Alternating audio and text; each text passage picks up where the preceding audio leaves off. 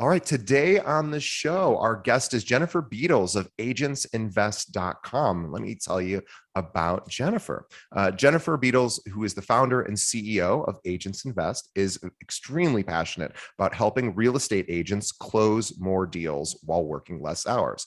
As a real estate agent herself, Jennifer was working tirelessly, yet seeing meager results. Then she discovered the power of working with investors and soon earned enough to take control of her time and began investing in real estate herself. Through 14 years of experience, Jennifer has honed in on the craft of searching for deals and working with investors, and is now providing agents with the tools they need to scale up and build their wealth. Jennifer herself has sold over 150 million every year with over 150 referral transactions. Please visit her website, which is agentsinvest.com, where you can learn more about, as a real estate professional, how to begin working with investors. And also, she has an event coming up that is a 3-day event, which is 100% free for agents. And if it's from October 12th through the 14th, it's a 3-day event. You can sign up and learn more at investoragentsummit.com. Again, investoragentsummit.com. Both of these links will be in the show notes, so you can just scroll down there and learn more about it. Jennifer, welcome to the show. Hey, DJ. Hey, thanks so much for having me here. Great to be here with you today.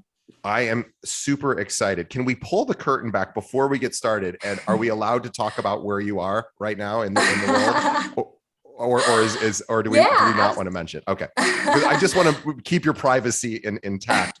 But can you? Because I think this is so apropos to what we're going to be discussing. Is I asked Jennifer. I said, "Oh, hey, where are you right now?" Because I just assumed she was somewhere here domestically in the United States, but she isn't.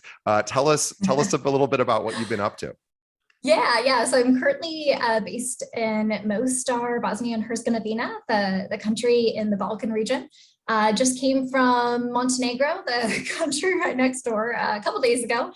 And then prior to that was in Croatia. So my family and I were doing about, I think, 3 or 4 months over here in the Eastern Europe and just kind of Europe in general for the summer.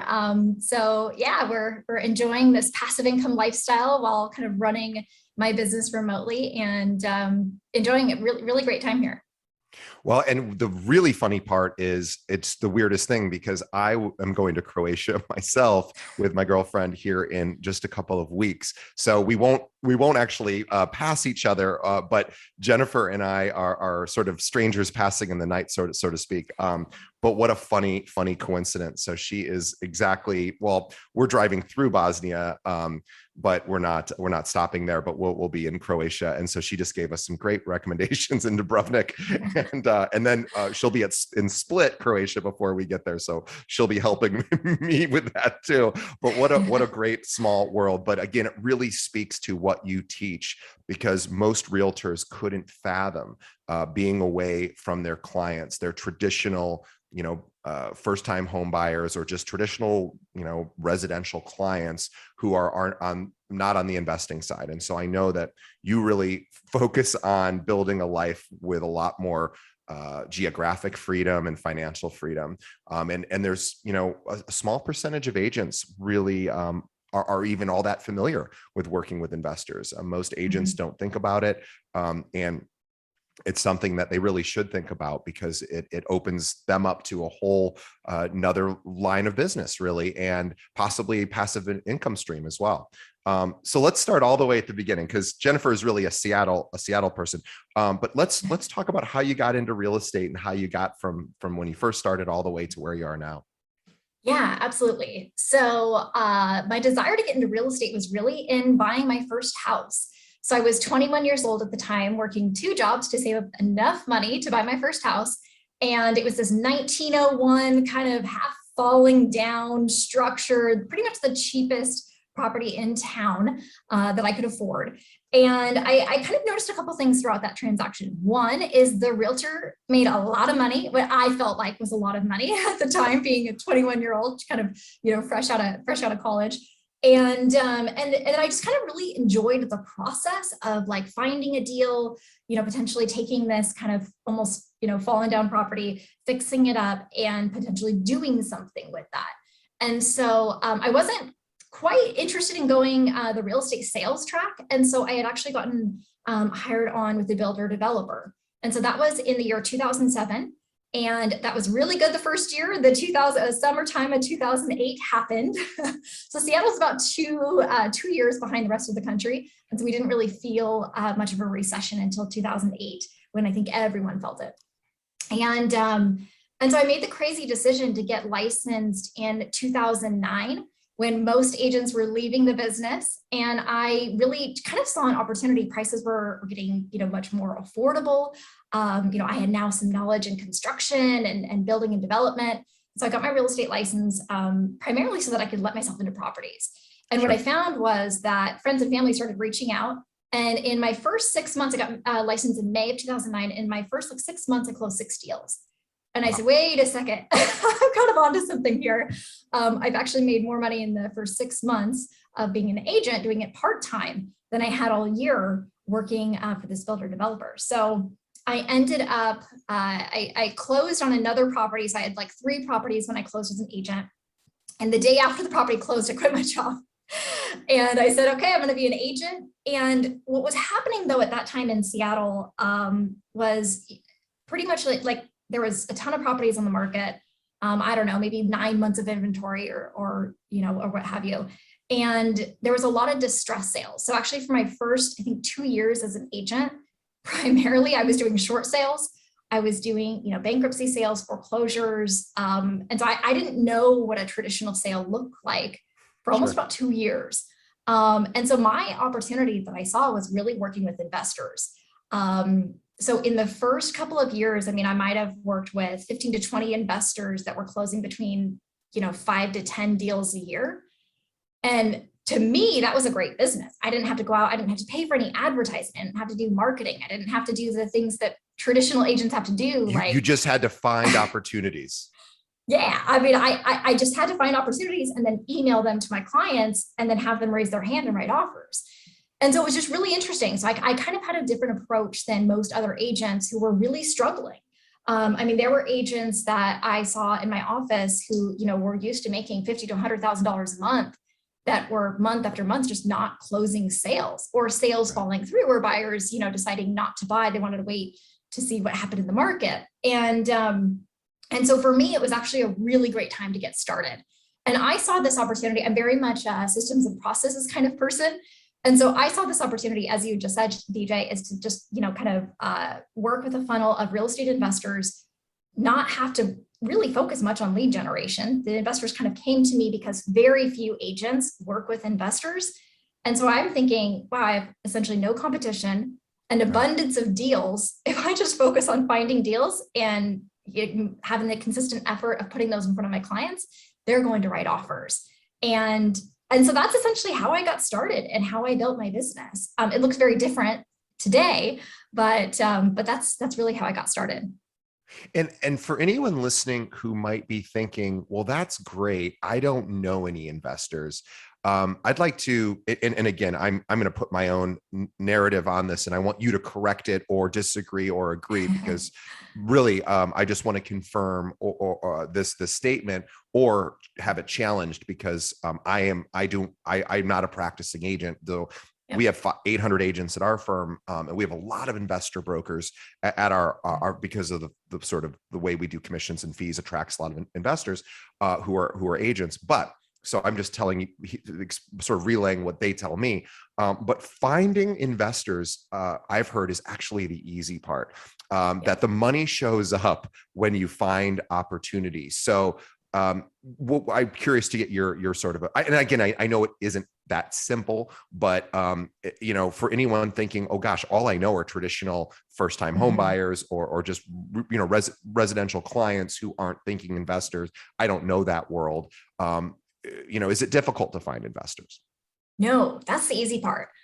So consider that 20% of sales in the US are happening with investors, which agents might think, okay, 20%. But think about all the agents that are competing for the 80% of deals. whereas maybe 1% of agents work with investors. And Right. so in my opinion, I think you have the more ability to create recurring revenue with fewer clients. You're running a leaner business. So again, you're not paying for advertising. You're not having to really do much in order to generate new leads. You're working with the same leads who are going to close multiple deals every year, right? So again, it's just so much easier to run a highly profitable business when working with investors. But how to find them? Again, that's really easy. So the way that we did it in Seattle is we started a local meetup group. And so meetup.com, subscription to meetup.com, we post our event in biggerpockets.com because that's where all the investors hang out. Yep. And, the first couple of months, maybe we had, 10 to 15 people show up. We would bring in a guest speaker, or I would talk about a specific deal or a topic. And then at the end of every meetup, we would showcase deals in the market. And we'd say, hey, here's a duplex in Everett, Washington. Here's, something else that we found off market. And so we found that investors were coming there to kind of learn, network, and then also just buy deals. And so at every meetup, we were selling a handful of deals, and it was, free lead generation for us. And of course, it was a great sales opportunity. So that, in my opinion, that's the number one way to get access to investors is to start a local meetup group, bring your property manager in, bring your lender in, tag team that, have the lender talk at one, maybe have the property manager talk at one, showcase deals. But yeah, we were getting, anywhere 75 to 100 people showing up every single month. It actually got so popular that we ended up having to charge for it and have a ticketing system because we were running out of space in our venues. And so, so then we, with COVID, of course, we brought it online, and we were able to reach a whole nother level of investors all across the country. The second opportunity that every agent needs to be thinking about is within their own database. So a lot of our students inside the Investor Agent Academy are actually talking to their past clients and or people who are looking to buy a house right now, and talking to them about house hacking, maybe buying a duplex, living in one half, turning the other into a rental. That's a great opportunity too if you have first-time home buyers that maybe can't afford properties in this market. If they consider, living in a multifamily property, they can use the rental income potentially to qualify. And so maybe if they were only prepared for $200,000, but if they're looking at a duplex with, maybe $1,200 a month in rents on the other side, maybe that could be, $350 or even $400.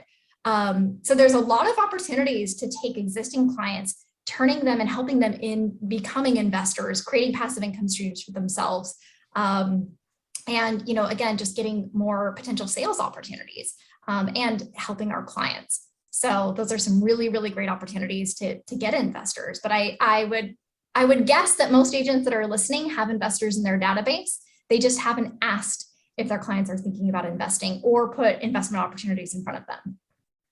Yeah, I think you're right, and I also think specifically around house hacking. Obviously, if you're listening and aren't familiar with that term, Jennifer really just sort of defined it. But if you're not familiar with it, it is becoming part of the lexicon. It's becoming part of our lingo, especially skewing younger. That particular term. So anyone in their 20s to really 40s or 50s may be starting to get familiar with that idea. And if you don't have a good answer as an agent when you're out showing homes, more traditional, sort of you're selling somebody a condo or a single family home that wouldn't have the ability to do what they call house hacking, there's a good chance that question may just come up while you're working with your client, and you should have a really good answer for, yes, I understand what this is. Here are those kind of opportunities in our market, or maybe right now there's not a lot of those opportunities. You just have to be familiar enough with it, or even better, if you don't want to get familiar with it, say, I have a house hacking specialist, another agent I can refer to, and I'm going to get you in touch with them so they can discuss with you other opportunities.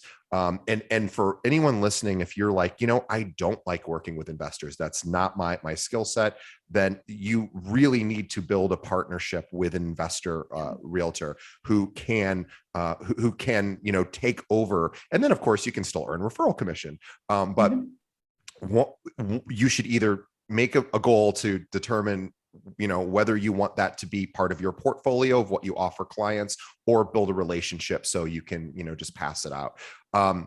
And we should also mention Bigger Pockets. You mentioned it earlier, but for those that aren't familiar, just go to biggerpockets.com. It is the largest online forum for real estate investors to hang out and chat.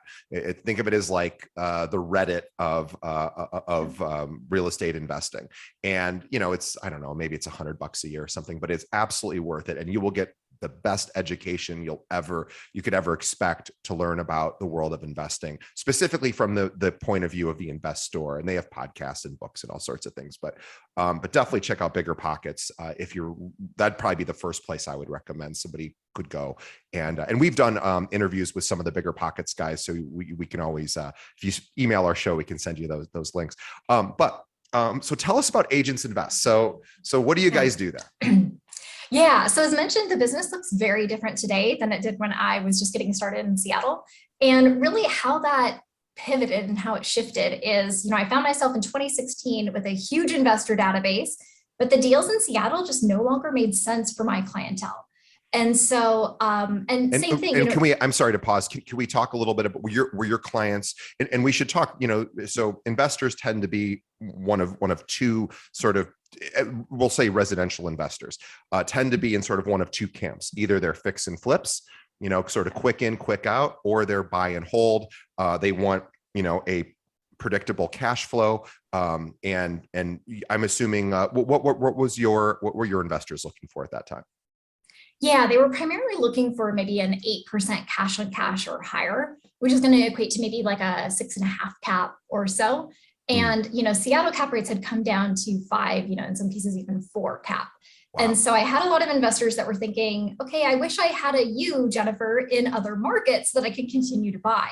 Well, I myself as an investor was kind of thinking the same thing. When I was building my own personal portfolio, I was taking, of course, commissions off the side and putting them into rental properties, which I hope every agent should be thinking about and doing. Yes. So I built my own portfolio and was doing really well in Seattle, but then the deals just no longer made sense for me either.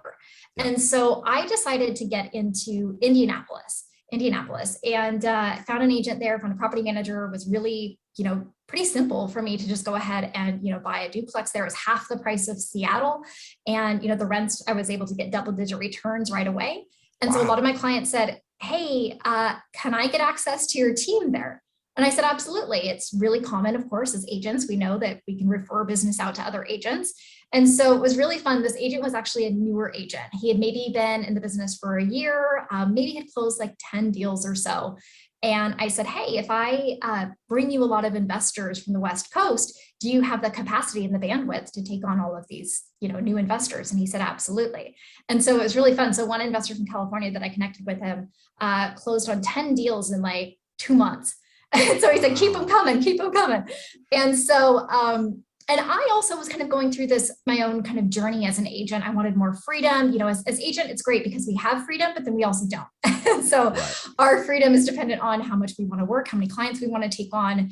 And as my business grew and grew, and as I kind of became known for this investor agent, I was getting more investors coming to me every day. And I wanted to kind of enjoy, the fruits of my labor. I wanted to travel more with my family. I wanted to go and, do different things other than just, being on the phone all day long and working 7 days a week. And so I actually pivoted the business to what it is today, which is a referral only brokerage. So we will never have agents, hanging their license at Agents Invest. It's, kind of a cloud brokerage based in Seattle. Of course, here I'm in Europe, for the next couple of months. But what we do is we research the best markets across the US. We find an agent there that wants to work with investors or has the knowledge of working with investors. And then we help put their deals in front of investors. And so, in the past, we'd actually done just the referral. So we said investors wanted to invest in Indianapolis, great. And, we would send all the referrals that way. And it actually became too much. It became too popular. And wow. The agent said, I wish that there was a better way to do this, because so in some cases, like the example in Indianapolis, that agent would get 10 leads from us in a day. Wow. And he would say, I don't have time to do all these calls. And so he said, okay, why don't we save you the time of having to do all these investor calls? We'll kind of get the investors like pre-approved ahead of time. We'll kind of, get their criteria straight.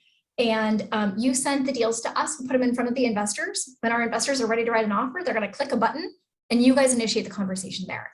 And that changed everything. So now, some just really cool stories. We have an agent who joined us as a referral partner and also as part of our agent academy in the Twin Cities, and very successful residential agent, but had never worked with investors. And within 37 days, he was able to, I'm trying to remember how many deals it was. I think it was 8 deals under contract in like 37 days.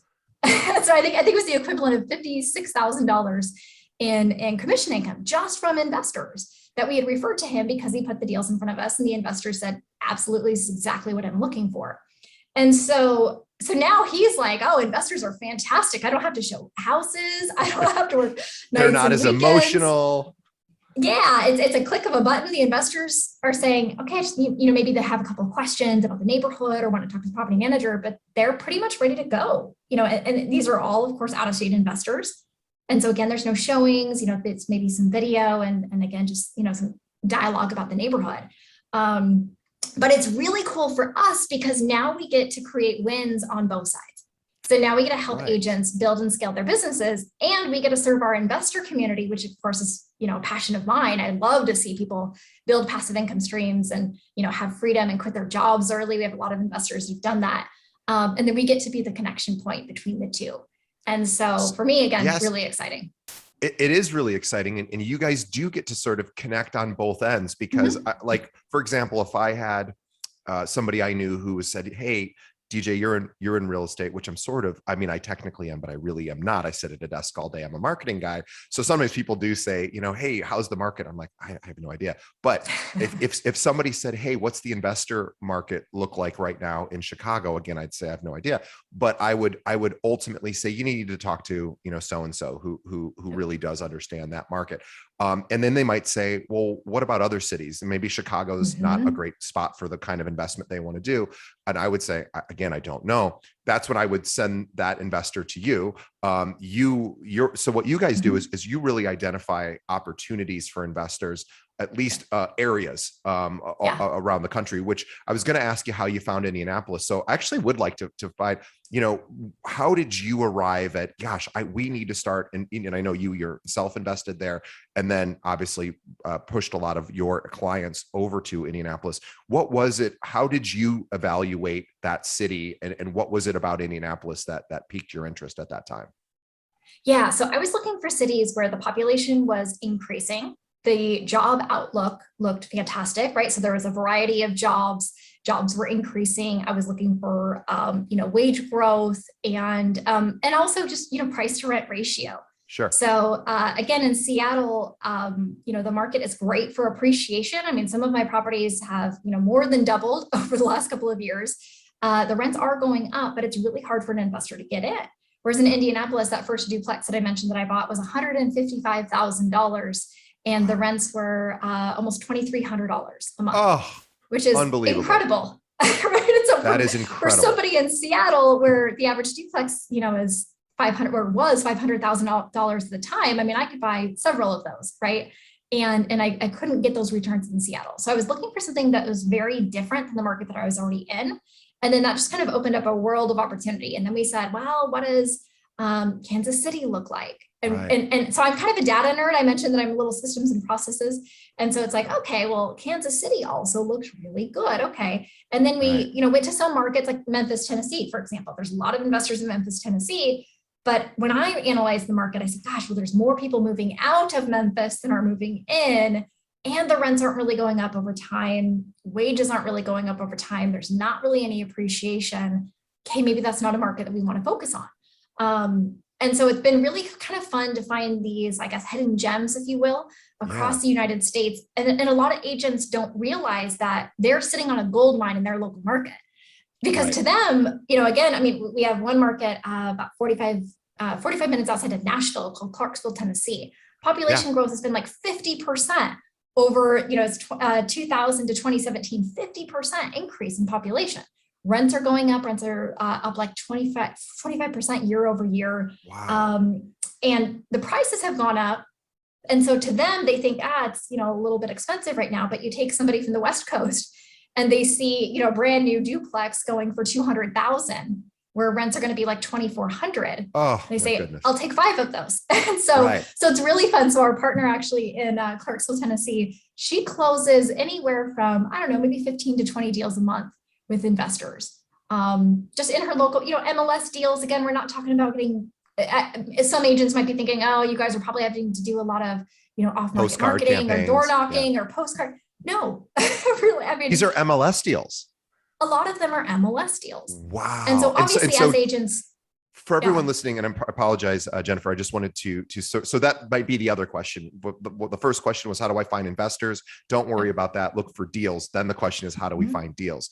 And again, you can always partner with an investor broker who already knows how to do that. Yeah. But depending on your market, those might be MLS listed. They may be non-MLS listed, which there's a whole art and science to sort of getting in front of people who aren't already listed, and finding those owners and seeing if they're interested in selling.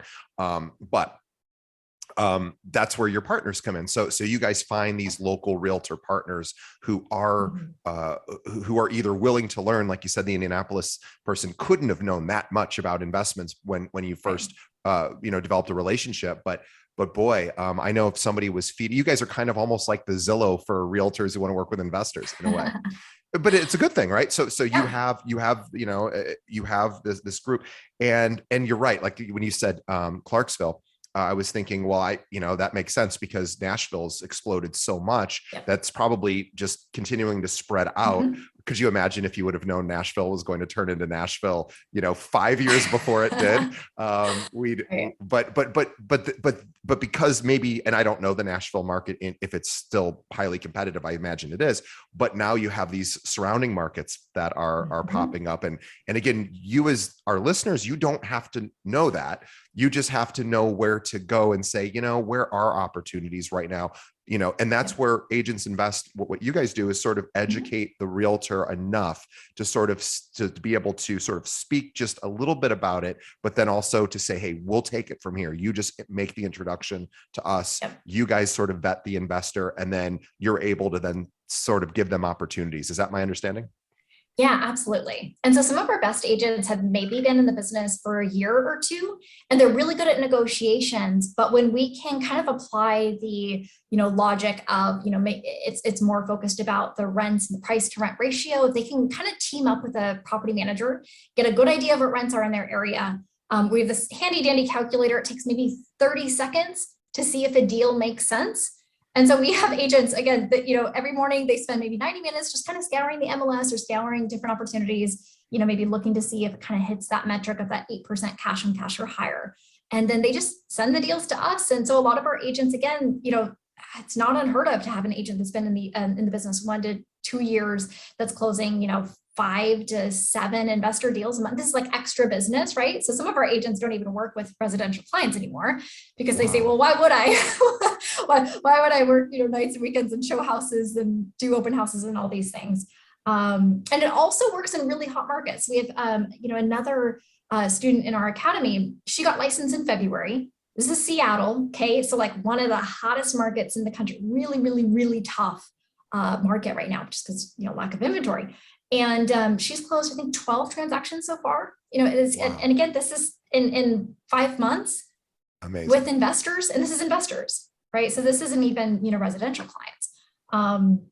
So again, I may be making this sound really, really simple, but it really is. And so, DJ, you had mentioned if an agent is listening to this and thinking, I don't really like working with investors, remember, we are specifically talking about buy and hold investors. Right. So these are, flippers and developers kind of have their own, kind of differences. But buy and hold investors, when you have the ability to help someone build passive income streams, you're literally changing their life. And so as agents, I think we all have this kind of desire to help and to help our clients, build wealth and, and of course, further their, net worth and wealth building through real estate. But I want you to really consider working with buy and hold investors because it's really not that different. And in my opinion, also having worked with, traditional clients, it's a heck of a lot easier. And you can potentially close more deals and just have it be, more of that recurring revenue that I love about working with investors, because they're just going to keep coming back to you, right? Because When you're adding value to them. when you were working with strictly when you were doing your own deals with investors in Seattle, what percentage of the time did you end up showing in person the property to your investor? Like just estimated, was it 50% of the time? Was it 10% of the time?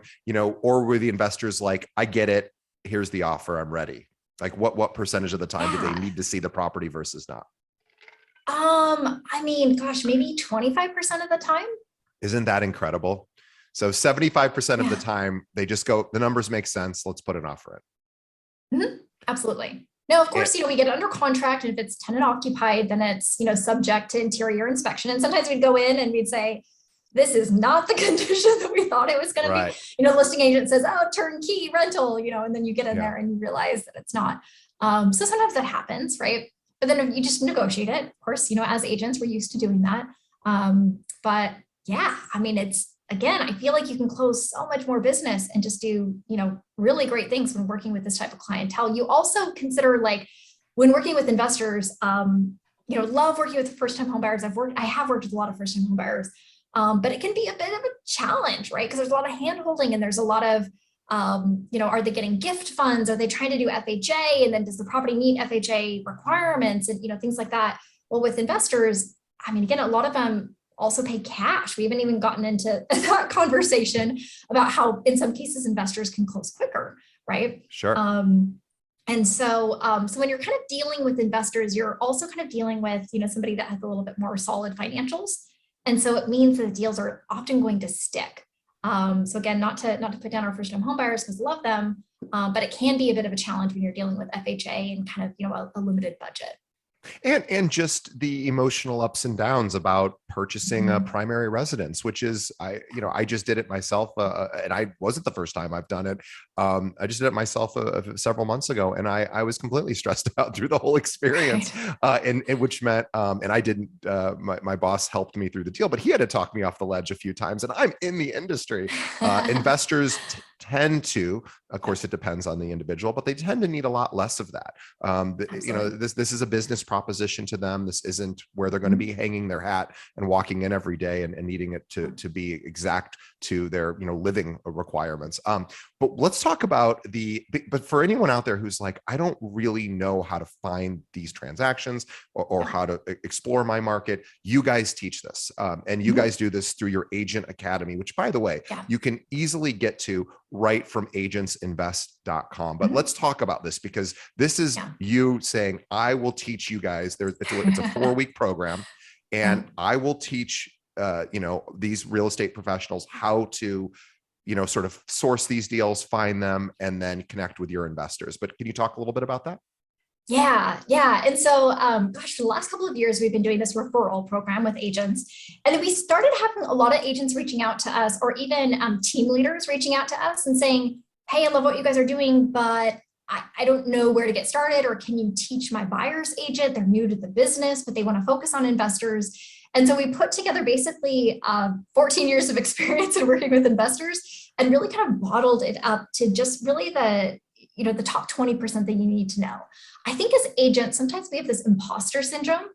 And so we feel like we need to know everything or have done it before we can help our clients do something. And that is Right. absolutely not the case. Like, we need to completely remove this whole imposter syndrome idea. Because again, maybe 1% of agents are doing this. And so if you can even just have an intelligent conversation about house hacking, right, DJ, that you had suggested in the beginning, or price to rent ratio, or just some of these, there's really only 3 calculations that you need to understand: is cash on cash return, net operating income, and cap rate. Above that, I mean, the investors, obviously, they're going to do their own due diligence. They know these things. And so we teach agents how to build an investor database, how to find and pitch deals, because it's really important that, of course, if you have a great conversation with an investor, but you're not out sending deals to them, they're potentially going to move on to another agent that's sending them deals. And then also just, really kind of putting some systems and processes behind what you're doing. We don't want agents to spend, hours and hours, trying to find deals and work with investors. A lot of agents actually do this kind of learn this on the side, and then they realize that it's actually a viable business opportunity for them, and then they actually refer out their residential clients because it's so much easier to work with investors. But yeah, it's just a really great program. We're having a lot of success with it from agents all across the country. So again, we have some who are brand new to the business that want to just go straight into working with investors because they don't want to compete against every other agent and their brother who's trying to get listings right now and do that side of the business. And then we also have, more experienced agents who are just wanting more freedom and, wanting to have a little bit more time back, and they see investors as the opportunity to get them there. And then we have a lot of team leads who are having us train up investor specialists on their team so that they can add that leg. DJ, as you had said, right? When you said, partner up with an investor agent. Well, if you're a team leader listening to this, maybe you need an investor agent on your team. That is a brilliant idea. I really, it's funny you mentioned that. It seems like such an obvious idea, but I don't think we've done about 300 episodes of this show, and I don't think anyone's ever specifically mentioned that. So if you are a team lead, or if you're just on a team, or if you're thinking about building a team and I like working with traditional home buyers and sellers, not investors, and I really don't want to do that, but boy, I'd love to add that to my portfolio. Then consider bringing on an agent, and then you guys can teach them exactly what to do. And that's what Investor Agent Academy does. It's a 4-week program. I know there's one coming up here in September. You can get to it and sign up for the wait list right at agentsinvest.com. You'll see a link for the Agent Academy. But can you tell a little bit about what will they learn in this 4 weeks? Yeah, so essentially everything you need to learn in order to build that investor database, also how to find deals, how to pitch them, and then just how to bring systems and processes into your business. So most of the students that we have inside of our academy, they're going to go pending on at least the first deal in the first 30 days. Now, if you're anything like Mike, who's an overachiever, you're going to get 8 under contract in 37 days. Like I said, he was bringing in 56,000 in commissions in that first 5 weeks or so. And then he's also brought on some help now. So it's really exciting. So now he's kind of taken over the lead, and then he's got other agents that are submitting deals and doing deals for him. So it's really, really cool to kind of see him scale up in that way.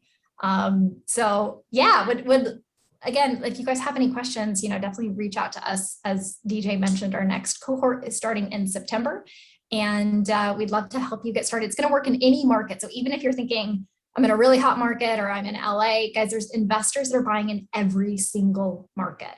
So if you're thinking, I probably can't find 8% cash on cash, well, in your market, it might be more for appreciation, right? And so we have kind of calculators and ways to kind of show you how to pitch the deal that's going to work for your market.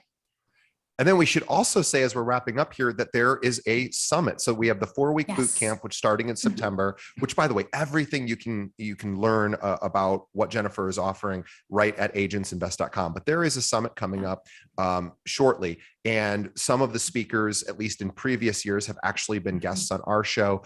Avery Carl has been recently on our show, Bree Schmidt. And so what this is a little different. So you bring in specialists, investor brokers mostly, or people sort of related to this industry to bring in it and teach and do a 4-day event. Or 3-day event, rather. Tell us a little bit about what agents will learn at the Investor Summit. Yeah, so the Investor Agent Summit, we hosted our first one in February, and it was fantastic. So yeah, we had about 1,900 attendees that were participating in the Investor Agent Summit. And really, it's all about teaching agents, again, how to work with investors and really why you should consider adding this to your business. Again, either through bringing somebody on to be that specialist on your team, or you adding that as a service to your current existing clients. And so this next one that's coming up, we're doing it a little bit different. So day 1 is actually going to be all about working with investors inside your real estate business. Day 2 is going to be all about how you as an agent can invest in real estate.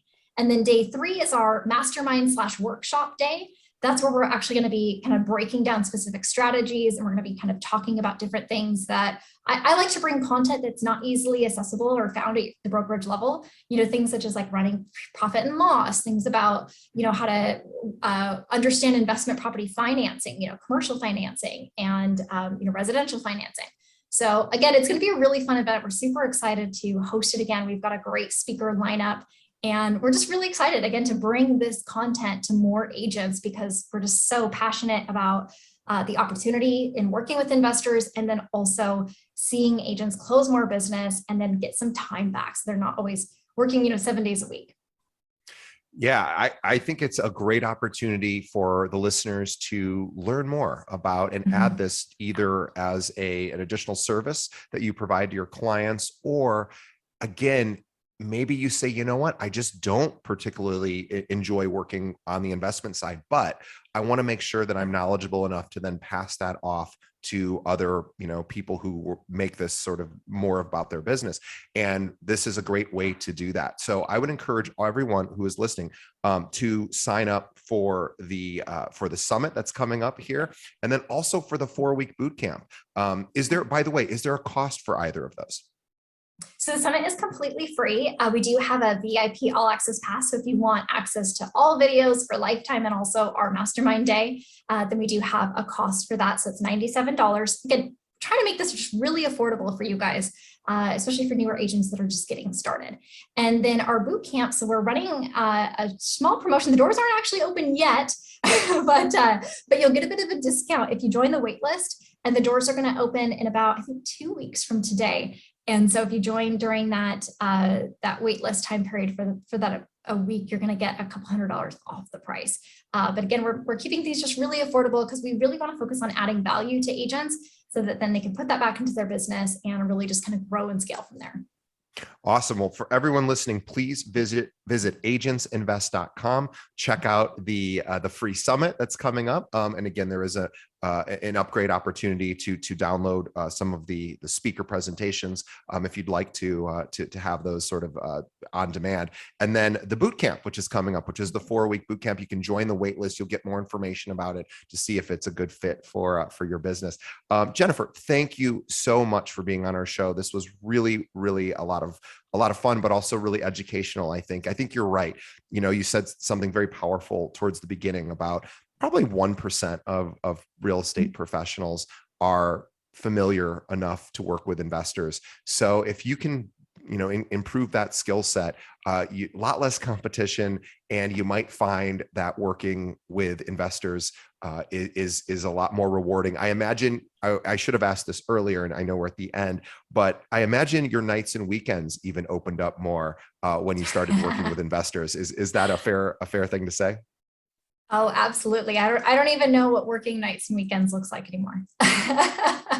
And I haven't for a couple of years. So great benefit of working with investors. Well, if anyone is looking to recapture some of their time and still participate, with transactions, and look, Jennifer's doing it from, halfway around the world, and is able to travel, and she is the real deal. So check out agentsinvest.com and sign up for the summit, sign up for the boot camp.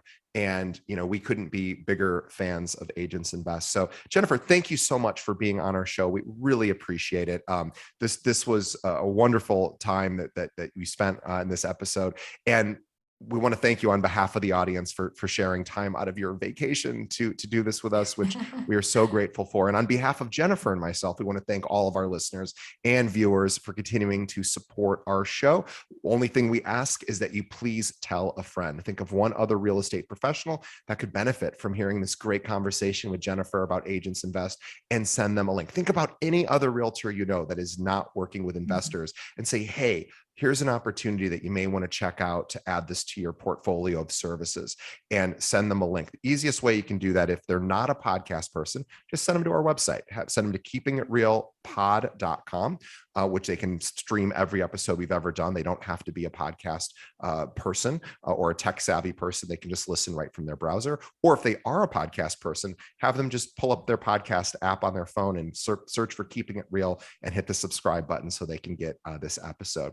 Jennifer, thank you so much. And if we ever are in the same city in Croatia, I will definitely say hello to you, because from what I understand, there are not a lot of of Americans in Croatia, sort of one of these places on the Adriatic Sea. In fact, most of us are probably going, where's Croatia exactly? But it's in the Adriatic Sea, and it's kind of nestled above sort of Greece and Albania and a few other places. But anyway, did you find that when you were in Dubrovnik, were there a lot of Americans, or was it mostly Europeans?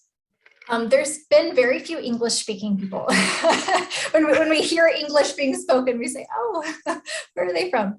So yeah. But it's great. It's a good time to travel right now because there's just not a whole lot of tourists out. So I am excited. And again, if we're in the same city at some point, I will come by and say hi, and so we can speak English and have a nice moment. But anyway, enjoy the rest of your time with your family. I love that you're still able to run your business. I am going to be completely shut down. Well, not completely. I'll have to check my emails and stuff. But I feel like I am more tethered to my job than you are, and I really aspire to being able to do what you do. So I appreciate you sharing that with our audience.